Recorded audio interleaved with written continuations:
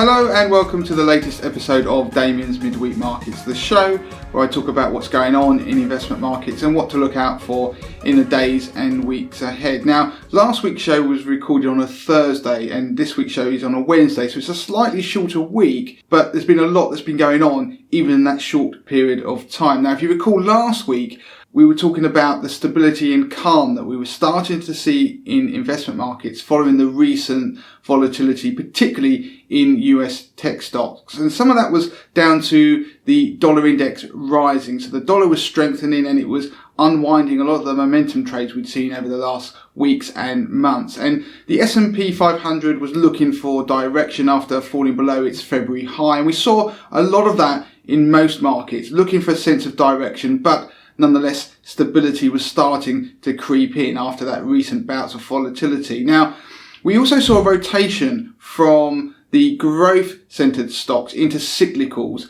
and smaller company stocks as well. So that was a rotation we'd seen before this year. We'd seen it in June and the market started to unwind. We had money moving out of tech stocks, moving into things like financials. And so people who were chasing that back then got caught. And this week we've had a slight repeat of that pattern because we had the money flow back into technology stocks this week in quite an aggressive way, to be honest. So we had the VIX fall back towards its 20-day moving average. So there was a sense of calm on the S&P 500 and US stocks generally. The VXN, which is the equivalent of the VIX for the Nasdaq 100, is still elevated. So we're not out of the woods yet, but things were slightly calmer. And it actually meant that US technology stocks started to rally. And funny enough, there are a lot of competing narratives at the moment. And one of them that I mentioned right at the end of last week's show was a second wave of the coronavirus. And this week, it seems to be the second wave of the coronavirus being the narrative of choice.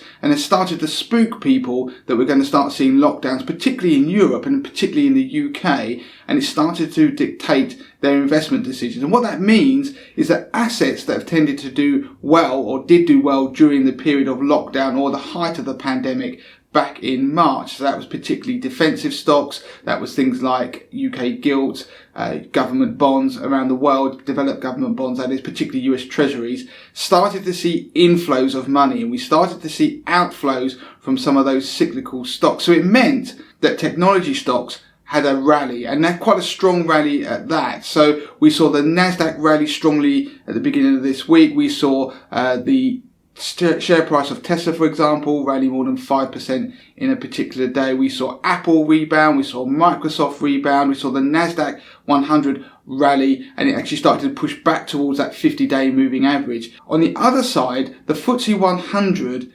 plummeted because in the UK we have already started to see local restrictions as a result of a potential second wave. But of course, this week Boris Johnson and his government announced new measures to try and crack down on this second wave, and they admitted a second wave of COVID is on its way. So the FTSE 100 tumbled. It plummeted on Monday by 3%, which is the most it's fallen since June.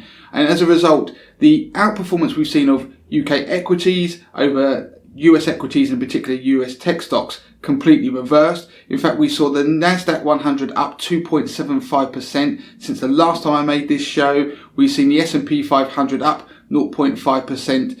Asian equities largely flat. The FTSE 100 is down 3.64% and European stocks are down around about 2.6% in the interim period. So that reflects the concerns of where the second wave of coronavirus is at the moment and the impacts of any lockdown on the economies in those areas, particularly in the UK. So that's why UK equities have been particularly weak. We've also seen the pound drop as well.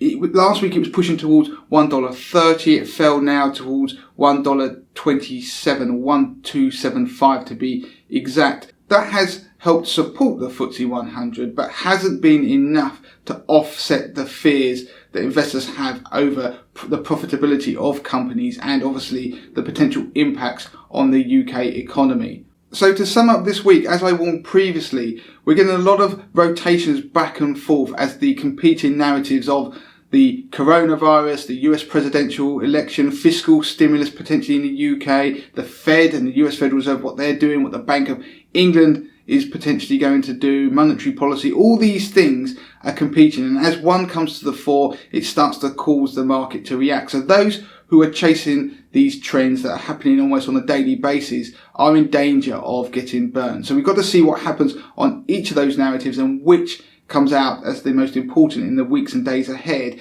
But in particular, we need to keep an eye on what's happening with the coronavirus second wave. And for 80/20 investor members, this week I'm doing a research piece looking at the assets that could potentially benefit from a second wave of the coronavirus and those assets that could potentially have trouble ahead. So that is it for this week on Damien's Midweek Markets. As ever, you can contact me. Damien@moneytothemasses.com is the email address.